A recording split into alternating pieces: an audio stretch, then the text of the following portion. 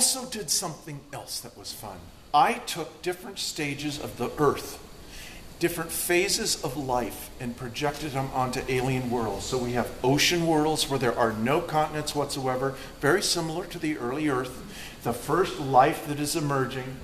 I took them to worlds that were going through ice ages and that were cold and frozen to relate to what happens here on Earth. I took them to worlds that were dying. In the last stages, when their sun has run out of fuel, it's turning into a red giant, and the Earth will go through this also. And I discussed what happens on a world when its sun is beginning to run out of fuel. It grows hotter, and life on a habitable world begins to disappear. So, subconsciously, they are experiencing many of the phases we're going to have here on Earth. Another way of approaching science and teaching it in an interesting way. And lastly, my favorite creatures. They communicate with odors. Very simple thing to do. Dogs do it. Animals do it on Earth. Plants do it. Plants can smell other plants. And this was the most intriguing part of the research for this book.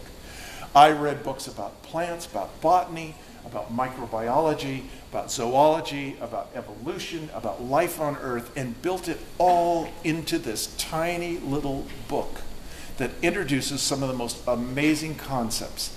Yes, plants can smell. Yes, plants can see.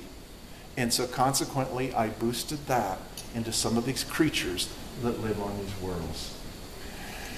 To add on to taking this home and doing more, I show the young readers how to build alien creatures, how I built them for this book.